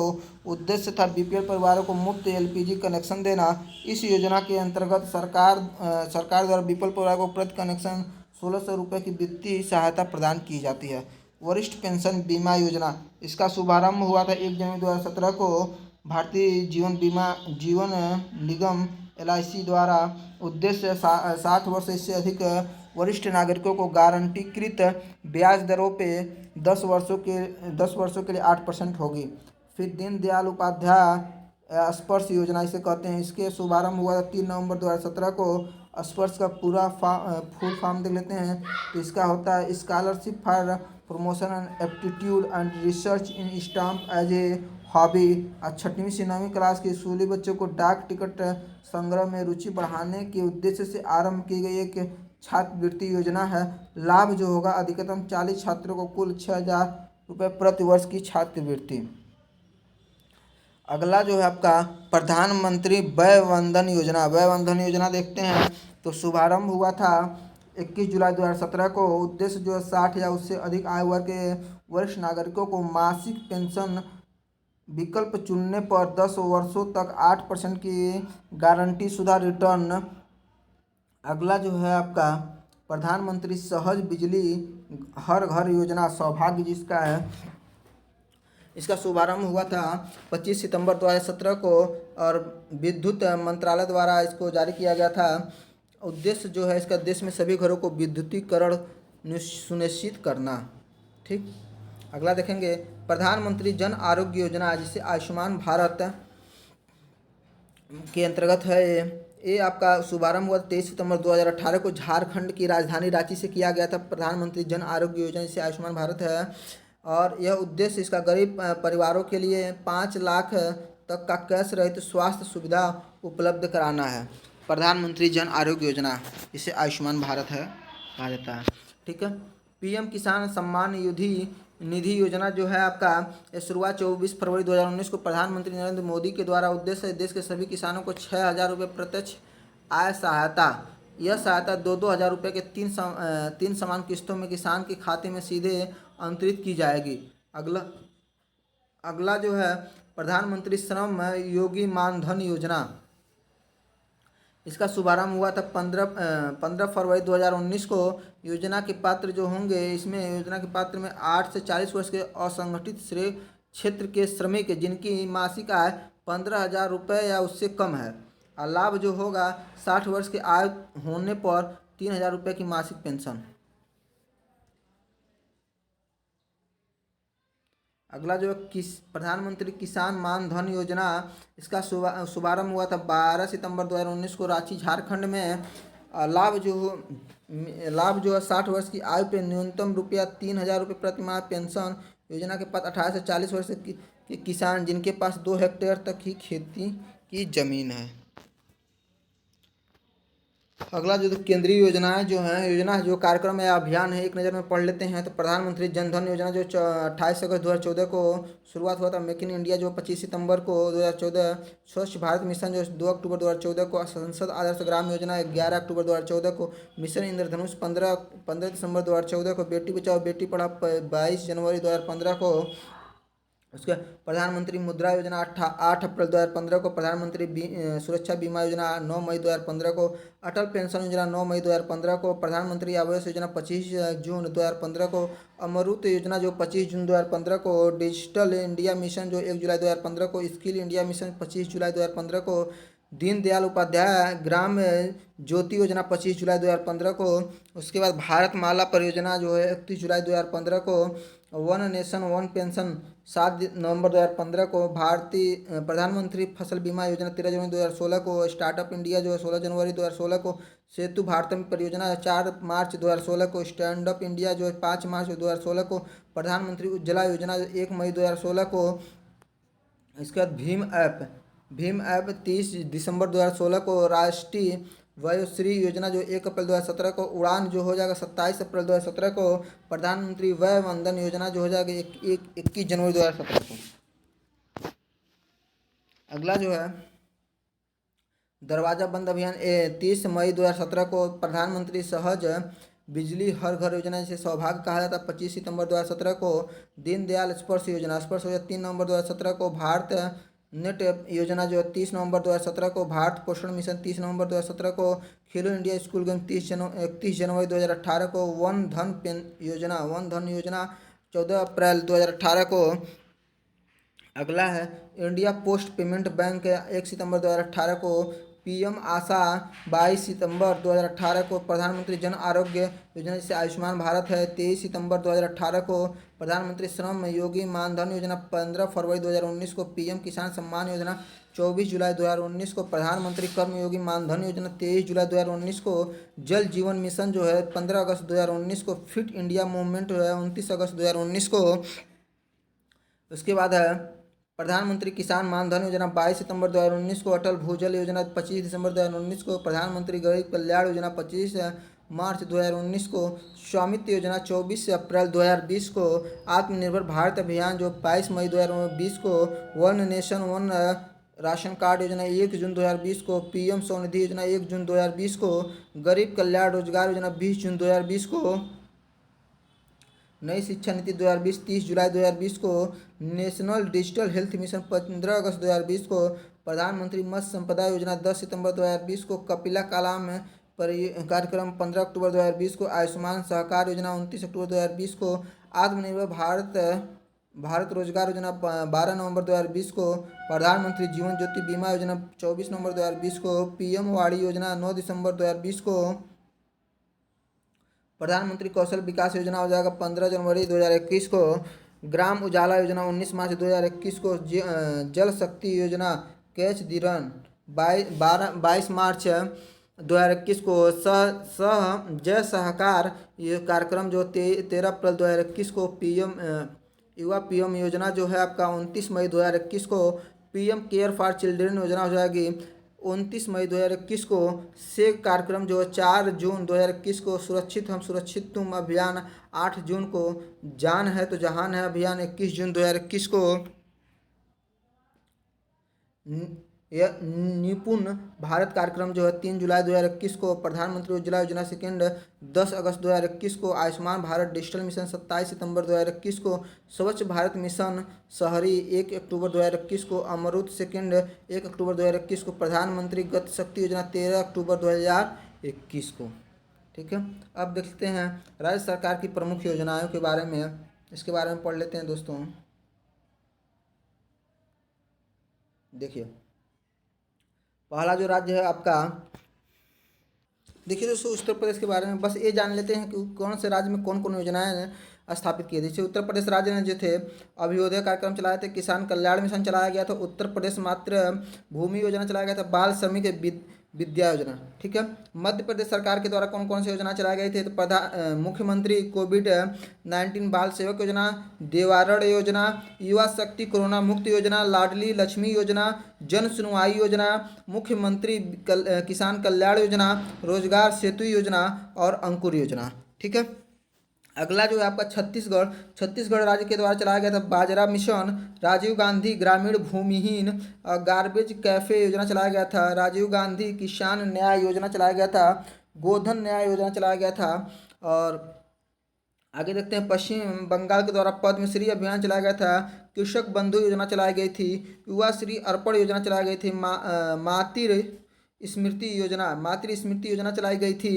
और आगे देखते हैं दोस्तों माँ की रसोई योजना भी चलाई गई थी छत्तीसगढ़ के द्वारा। उड़ीसा के द्वारा देख लेते हैं तो गोबंधु संवेदिका स्वास्थ्य योजना चलाई गई थी, बिंदु सागर सफाई योजना चलाई गई थी, आशीर्वाद योजना भी उसका उड़ीसा सरकार के द्वारा चलाई गई थी। कर्नाटक सरकार के द्वारा चलाई गई योजना है तो अरुंधति और मैत्री योजना है, आर्थिक स्पंदन योजना, नेकर सम्मान योजना हो जाएगा। केरल सरकार के द्वारा चलाई गई योजना है तो नमथ बसई कार्यक्रम, वन स्कूल वन IS योजना चलाई गई थी। गुजरात सरकार के द्वारा वतन प्रेम योजना चलाई गई थी, मुख्यमंत्री बाल सेवा योजना चलाई गई थी। ठीक, अगला जो है आपका झारखंड राज्य का देखेंगे तो सहाय योजना चलाई गई है, तेजस्विनी योजना, मुख्यमंत्री कृषि आशीर्वाद योजना, किसान फसल राहत योजना। आंध्र प्रदेश सरकार के द्वारा देखेंगे तो जगन्नाथ चोदोडू योजना, साल्ट कार्यक्रम और स्त्री योजना चलाई गई थी। अगला जो है केरल के द्वारा वन स्कूल वन IAS योजना, तो पहले पढ़ा ही चुके हैं। अगला जो है तमिलनाडु के द्वारा स्मार्ट ब्लैक बोर्ड योजना, स्मार्ट ब्लैक बोर्ड योजना। अरुणाचल प्रदेश के द्वारा चलाई गई आत्मनिर्भर कृषि योजना। तेलंगाना सरकार के द्वारा रायतू बंधु योजना। आकाश से दवा परियोजना। राजस्थान सरकार द्वारा चलाई गई योजना मुख्यमंत्री अनुप्रीति कोचिंग योजना, मुख्यमंत्री किसान मित्र योजना। महाराष्ट्र सरकार के द्वारा चलाई गई मिशन वात्सल्य। फिर हरियाणा सरकार के द्वारा संजीवनी परियोजना चलाई गई थी, गोवर्धन परियोजना चलाई गई थी, प्राणवायु देवता परियोजना चलाई गई। और दिल्ली सरकार के द्वारा मुख्यमंत्री कोविड-19 परिवार आर्थिक सहायता योजना। उत्तराखंड सरकार के द्वारा चलाई गई योजना थी मुख्यमंत्री वात्सल्य योजना, अटल आयुष्मान योजना, मिशन हौसला योजना। अगला जो है आपका जम्मू कश्मीर के द्वारा शिखर और शिकारा योजना। हिमाचल प्रदेश के द्वारा आयुष घर घर कार्यक्रम या पर्वत धारा योजना। लद्दाख के द्वारा यू टैब योजना। असम सरकार के द्वारा मुख्यमंत्री कोविड-19 विधवा सहायता योजना। बिहार सरकार के द्वारा चलाया गया योजना मुख्यमंत्री महिला उद्यमी योजना हो जाएगा। जल जीवन हरियाली मिशन, मुख्यमंत्री वृद्धाजन पेंशन योजना। पंजाब सरकार के द्वारा चलाई गई योजना हो जाएगा मेरा काम मेरा मान योजना, हर घर पानी हर घर सफाई मिशन। उसके बाद आगे देखते हैं दोस्तों, आर्थिक परिदृश्य के बारे में देख लेंगे। आर्थिक परिदृश्य में थोड़ा सा इंपॉर्टेंट बहुत ज़्यादा नहीं है, तो इसके बारे में देख लेंगे कौन कौन सी एजेंसियाँ जो अनुमान लगाई हैं कितना GDP होने का अनुमान हो सकता है। जैसे मूडीज रेटिंग एजेंसी के द्वारा जो 21-22 का GDP का अनुमान था 9% से लेकर, और जो अनुमान लगाया गया था 5.4 के द्वारा था। IMF का देख लेते हैं, क्योंकि जो इंपॉर्टेंट है वो दिखा देते हैं दोस्तों। IMF के द्वारा देखेंगे तो 9% था, जो अनुमानित क्या था 7.1। विश्व बैंक के द्वारा 8% था, और इसमें हुआ क्या 8% से अनुमानित था जो था। संयुक्त राष्ट्र के द्वारा 6% पॉइंट, और हुआ क्या 5.9। ठीक है, विज्ञान और प्रौद्योगिकी के बारे में पढ़ लेते हैं दोस्तों। तो विज्ञान और प्रौद्योगिकी के बारे में पढ़ेंगे तो सबसे पहला जो है आपका देश का पहला आर्टिफिशियल इंटेलिजेंट और रोबोटिक्स टेक्नोलॉजी पार्क जो है बेंगलुरु में लॉन्च किया गया। CDEC ने IIT रुड़की में परम गंगा सुपर कंप्यूटर स्थापित किया गया है। हाल ही में IIT कानपुर द्वारा बायोडिग्रेडेबल नैनो पार्टिकल बनाया गया है। नदियों में night navigation mobile app launch करने वाला राज्य जो हो जाएगा असम हो जाएगा, जो पहला राज्य होगा।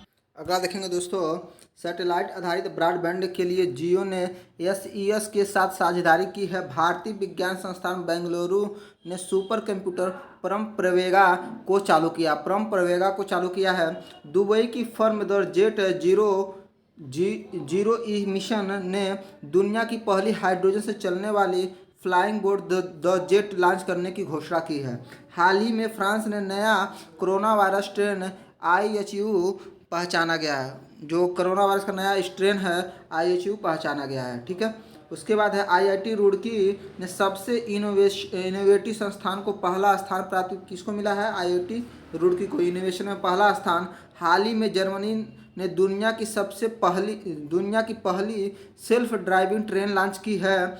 हाल ही में WHO ने RTS-SAS01 नामक मलेरिया वैक्सीन की मंजूरी दी है। हाल ही में वैज्ञानिकों ने ग्रीनलैंड के तट पे पृथ्वी के सबसे उत्तरी द्वीप की खोज, जिसका नाम क्यूकटाक्स अवन्नालरेक रखा जाएगा। WHO ने चीनी वैक्सीन सिनोफार्म के प्रयोग की मंजूरी प्रदान की है। अगला जो है दुनिया का पहला plant waste smart purifier unbreathable life को IIT रोपड़ ने विकसित किया। हाल ही में विज्ञान और प्रौद्योगिकी मंत्रालय के जैव प्रौद्योगिकी विभाग द्वारा बायोटेक प्राइड दिशा निर्देशों की घोषणा की गई है। ऑक्सीजन राशनिंग उपकरण एमलेक्स को IIT रोपड़ ने विकसित किया है। हैदराबाद स्थित कंपनी ग्रेने रोबोटिक्स ने भारत को पहला स्वदेशी ड्रोन रक्षा ड्रोन इंद्रलाल को डिजाइन और विकसित किया है। अगला है आपका भारत का पहला स्वदेशी तापमान data longer anti tank IIT रोपड़ द्वारा विकसित किया गया है। अगला है लापता व्यक्तियों की पहचान के लिए इंटरपोल ने आई फैमिला नामक एक वैश्विक डाटाबेस लॉन्च किया है। अगला है हाल ही में इसरो ने 3 अलग अलग प्रकार के वेंटिलेटर और ऑक्सीजन कॉन्सेंट्रेटर विकसित किया है। इसे प्राणवायु और स्वस्थ नाम दिया गया है। हाल ही में भारत और ब्रिटेन ने संयुक्त रूप से एक ऐसा सेंसर विकसित किया है जो पानी में मौजूद कोरोना वायरस का पता लगा सकेगा। हाल ही में सिंथेटिक कार्बोनाइड्स पदार्थों पर प्रतिबंध लगाने वाला विश्व का प्रथम देश चीन बन गया है। डीआरडीओ ने रेड्सी लेबोरेटरी हैदराबाद के सहयोग से एक विकसित एंटी कोविड वैक्सीन 2DG या 2-डीऑक्सी डी ग्लूकोज की मंजूरी दी है। हाल ही में CSIR ने पानी को कीटाणुरहित बनाने के लिए स्वास्तिक नामक नई तकनीकी शुरुआत की है। हाल ही में डीप कोवैन नामक कोविड-19 एंटीबॉडी डिटेक्शन किट को डीआरडीओ की अनुसंधान प्रयोगशाला द्वारा विकसित किया गया। ठीक है दोस्तों, आगे देखते हैं। भारतीय चिकित्सा अनुसंधान परिषद ICMR ने घर पर ही कोविड-19 की जांच हेतु मोबाइल माईलैब डिक्शनरी सॉल्यूशन द्वारा विकसित कोविसेल्फ नामक रैपिड एंटीजन टेस्ट को मंजूरी दी है। और हाल ही में अंटार्कटिका महाद्वीप का एक विशाल हिमखंड टूटकर अलग हो गया है, जिसे A76 नाम दिया गया है। यह दुनिया का सबसे बड़ा हिमखंड है। अंतर्राष्ट्रीय ऊर्जा एजेंसी द्वारा जारी रिपोर्ट के अनुसार 2030 तक चीन और अमेरिका के बाद तीसरा सबसे बड़ा ऊर्जा उपभोक्ता देश बन जाएगा। भारत बन जाएगा तीसरा। ठीक है।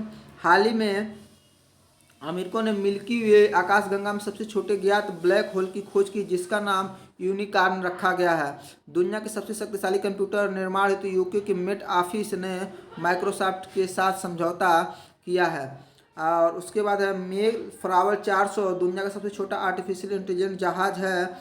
दुनिया का सबसे शक्तिशाली सुपर कंप्यूटर फुगाकू जापान में विकसित है। चीन ने कृत्रिम सूर्य परमाणु संलयन रिएक्टर का सफल परीक्षण किया है। भारत की तीनों सेनाओं द्वारा अंडमान निकोबार द्वीप समूह के टेरेसा आइलैंड में 3 दिवसीय युद्धाभ्यास बुल स्ट्राइक का आयोजन किया गया। अगला है चीन ने दुनिया का 6G सैटेलाइट को अंतरिक्ष में लॉन्च किया। उसके बाद आगे है हाल ही में भारतीय खगोल वैज्ञानिक ने एक दुर्लभ सुपरनोवा विस्फोट की निगरानी कर वुल्फ रेट नामक तारे का पता लगाया है। हाल ही में शोधकर्ताओं ने केरल स्थित एराविकुलस नेशनल पार्क से पिग्मी ग्रास हापर की एक नई प्रजाति खोज की है। हैदराबाद स्थित नेहरू जूलॉजिकल पार्क को मिला ISO सर्टिफिकेशन। कलकत्ता के garden reach ship builders and engineering limited द्वारा प्रोजेक्ट 17A जहाज़ों में से पहले जहाज हिमगिरी को जलावतरण किया गया। ठीक है। अगला जो है आपका, इसमें बहुत ज़्यादा इंपॉर्टेंट नहीं है दोस्तों। आगे चलते हैं। रक्षा एवं प्रतिरक्षा के परिदृश्य को देख लेंगे। इसको जूम करेंगे दोस्तों, तो जूम में ये आपका ये देखेंगे तो हाल ही में DRDO ने MRSAM मिसाइल का सफल परीक्षण किया है। भारत के पहले स्वदेशी फ्लाइंग ट्रेनर हंसा NG ने समुद्र स्तर पर परीक्षण पूरा किया है। अमेरिका की बोइंग ने भारत को 20वां P-8I समुद्री गश्ती विमान सौंपा। इजराइल ने सी डोम नामक नौसेना वायु प्रणाली का परीक्षण किया है। भारत के गोवा शिपयार्ड लिमिटेड ने 5वां पोत ICGS सक्षम नौसेना को सौंपा। उसके बाद उत्तर कोरिया ने सबसे शक्तिशाली मिसाइल हवासोग 12 का परीक्षण किया है। हाल ही में रूस ने भारत को 70,000 AK-203 असॉल्ट राइफलें सौंप दी हैं। हाल ही में इजराइल ने एरो 3 एंटी बैलिस्टिक मिसाइल का परीक्षण किया है। उड़ीसा के अब्दुल कलाम द्वीप से supersonic missile assisted release of टारगेटों को सफलतापूर्वक प्रक्षेपित किया गया। ठीक। अगला जो है रूस द्वारा टी-सरकोन हाइपरसोनिक क्रूज मिसाइल का परीक्षण किया गया। पहला S-400 एयर डिफेंस सिस्टम को पंजाब सेक्टर में तैनात किया गया। इजराइल ने भारत को चीनी गतिविधियों पर निगरानी हेतु हेरान ड्रोन दिया है। हाल ही में भारत ने उड़ीसा तट पर प्रलय मिसाइल का परीक्षण किया। हाल ही में भारत ने नौसेना ने 32 साल बाद INS खुखरी को सेवा मुक्त किया। पाकिस्तान द्वारा बाबर क्रूज मिसाइल का सफल परीक्षण किया गया। अगला है, हाल ही में भारतीय वायुसेना IAF DRDO ने हेलीकॉप्टर से प्रक्षेपित सैंट मिसाइल का सफल परीक्षण किया। उसके बाद भारतीय नौसेना ने मुंबई को नेवल डकयार्ड से स्वदेश निर्मित चौथी स्कॉर्पियन श्रेणी की पनडुब्बी INS बेला को कमीशन किया है। हाल ही में दक्षिण कोरिया से पहली स्वदेशी अंतरिक्ष रॉकेट नूरी लॉन्च किया गया है। हाल ही में रूसी नौसेना ने पहली बार परमाणु पनडुब्बी से जिरकोन हाइपरसोनिक क्रूज मिसाइल का सफल परीक्षण किया। उसके बाद उत्तर कोरिया ने हवासोन 8 हाइपरसोनिक मिसाइल का परीक्षण किया है। भारत में पहली तैरती मिसाइल परीक्षण रेंज का नाम INS अन्वेष है। हाल ही में भारत वायुसेना को सतह से हवा में मार करने वाली मिसाइल MR शैम दी गई है, जिसे DRDO तथा इजराइल के द्वारा विकसित की गई है। हाल ही में देश का पहला न्यूक्लियर मिसाइल ट्रैकिंग जहाज को लॉन्च किया गया, जिसका नाम INS ध्रुव है। INS खंजर उड़ीसा के गोपालपुर के विरासत तटीय बंदरगाह पर बुलाया जाने वाला पहला भारतीय नौसेना जहाज बन गया है। हाल ही में भारतीय नौसेना का जहाज INS तलवार ने कटलेस एक्सप्रेस 2021 नामक बहुराष्ट्रीय समुद्री अभ्यास में भाग लिया। अगला जो है, हाल ही में भारतीय नौसेना जम्मू कश्मीर के गुलमर्ग में स्थित फायरिंग रेंज का नाम बॉलीवुड अभिनेत्री विद्या बालन के नाम पे पड़ा है। हाल ही में भारत सेशेल्स को उपहार स्वरूप 100 करोड़ रुपए गश्ती पोत PS जोरोस्टर दिया है। एक रिपोर्ट के अनुसार भारत विश्व की चौथी सबसे मजबूत सेना है। हिंदुस्तान एरो लिमिटेड द्वारा निर्मित तीन स्वदेशी उन्नत हल्के हेलीकॉप्टर ALH Mk3 को भारत नौसेना में शामिल किया गया है। ठीक है। अगला है, हाल ही में भारत सेना ने अपने पहले विध्वंसक जहाज INS राजपूत को 21 साल बाद विशाखापट्टनम में सेवामुक्त कर दिया है।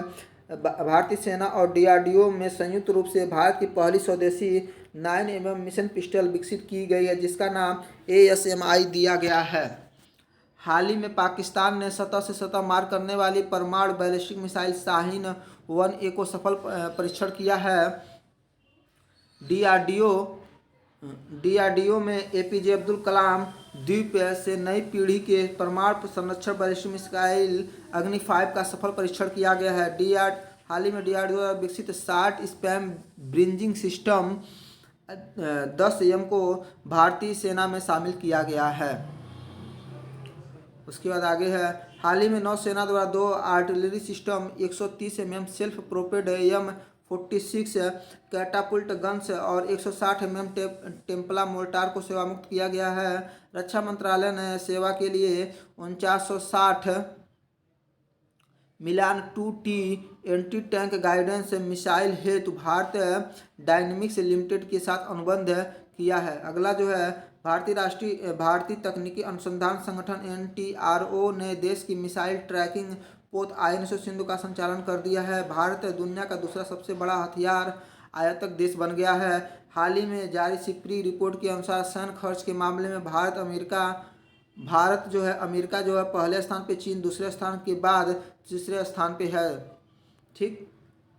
अगला जो है, पहली स्वदेशी एयरक्राफ्ट INS विक्रांत 2022 में कमीशन किया गया है। हाल ही में भारतीय सेना के अधिकारी लेफ्टिनेंट कर्नल भरत पन्नू ने सबसे तेज एकल साइकिलिंग कारनामों के लिए 2 गिनीज वर्ल्ड रिकॉर्ड अर्जित किए। ठीक। अगला है, 3 राफेल लड़ाकू विमानों को चौथा जत्था 1 अप्रैल 2021 को भारत उतरा। भारतीय नौसेना ने 8 मार्च 2021 को अंतर्राष्ट्रीय महिला दिवस के अवसर पर युद्धपोत पे 4 महिला अधिकारियों को तैनात किया। पाकिस्तान द्वारा बाबर क्रूज मिसाइल का सफल परीक्षण किया गया है। हाल ही में सीमा सुरक्षा बल BSF ने राजस्थान के पश्चिमी अंतर्राष्ट्रीय सीमा घुसपैठ घटनाओं को रोकने के लिए ऑपरेशन सर्द हवा लॉन्च की है।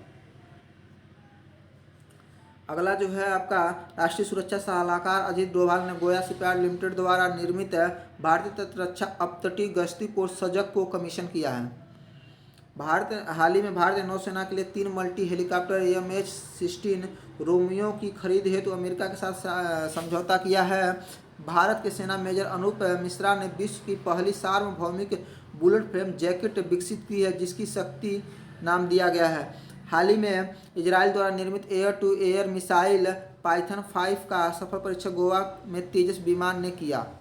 अगला जो है, हाल ही में केंद्रीय मंत्रिमंडल आकाश नाम से स्वदेशी रूप से विकसित मिसाइल प्रणाली के निर्यात प्रस्ताव को मंजूरी दी है। भारत ने डीआरडीओ द्वारा विकसित पहली एंटी रेडिएशन मिसाइल रुद्रम का उड़ीसा में बालासन में परीक्षण किया। ठीक है दोस्तों, अंतरिक्ष प्रौद्योगिकी के बारे में देख लेते हैं जूम करके। तो ये आपका अंतरिक्ष प्रौद्योगिकी का जूमिंग पार्ट है।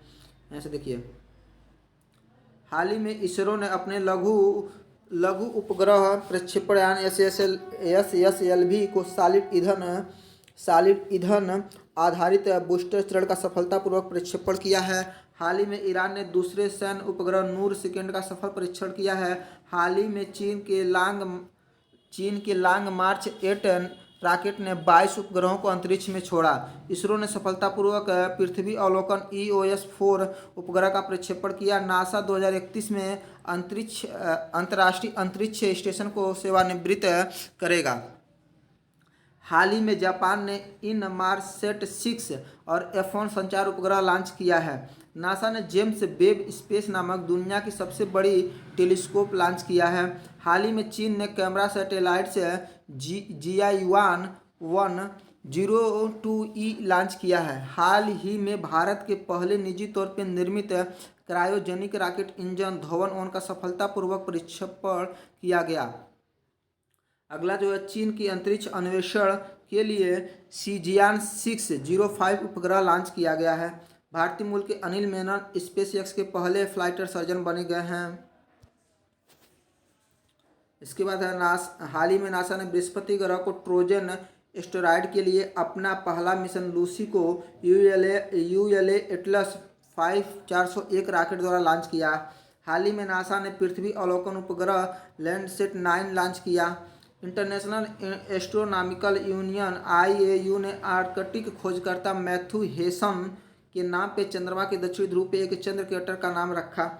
भारत की स्पेस एजेंसी इसरो के साथ समझौता करने वाली पहली निजी कंपनी स्काईरूट एरोस्पेस बनी है। हाल ही में अंतरिक्ष एजेंसी स्पेसएक्स ने SpaceX-4 मिशन की लॉन्च की। उसके बाद है, इसरो ने 12 अगस्त 2021 को रॉकेट GSLV F10 से भू अवलोकन उपग्रह EOS-3 लॉन्च किया, जो इंजन खराबी आने के कारण असफल रहा।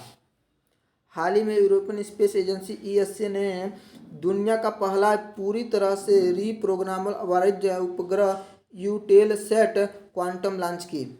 अमेरिकी अंतरिक्ष एजेंसी नासा ने बृहस्पति के बर्फीले चंद्रमा यूरोपा मिशन के लिए कैलिफोर्निया स्थित स्पेसएक्स का चयन किया है। यूरोपा क्लिपर मिशन अक्टूबर 2024 को फाल्कन हैवी रॉकेट पर लॉन्च किया जाएगा। अमेजन के संस्थापक जेफ बेजोस ने अपनी अंतरिक्ष यात्रा अमेरिकी एरोस्पेस कंपनी ब्लू ओरिजिन के लिए न्यू शेपर्ड अंतरिक्ष यान के जरिए की। इसके साथ ही 3 अन्य क्रू मेंबर मार्क्स बेजान, जेफ बेजोस के भाई और वैली फंक महिला जो हैं, और अगला ओलिवर डेमन शामिल थे। इसरो ने श्रीहरिकोटा से एक ध्वनि रॉकेट RH-560 को लॉन्च किया। हाल ही में स्टारलिंक उपग्रह के माध्यम से इंटरनेट सेवाएं प्रदान करने के लिए गूगल क्लाउड और स्पेसएक्स ने समझौता किया।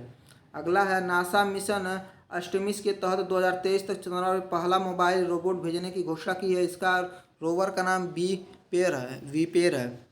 अगला जो है, हाल ही में यूरोपियन स्पेस एजेंसी ESA ने विश्व के पहले विकलांग अंतरिक्ष यात्री को नियुक्त करने की घोषणा की है। हाल ही में चीन ने मौसम संबंधी उपग्रह फेग्यून 4B को लॉन्च किया है। भारत का 42वां संचार CMS-01 को PSLV C-50 द्वारा सतीश धवन अंतरिक्ष केंद्र श्रीहरिकोटा से लॉन्च किया गया है। इसरो द्वारा सतीश धवन अंतरिक्ष केंद्र PSLV C-14 अंतरिक्ष यान के जरिए एक साथ 10 उपग्रह सफलतापूर्वक लॉन्च किए।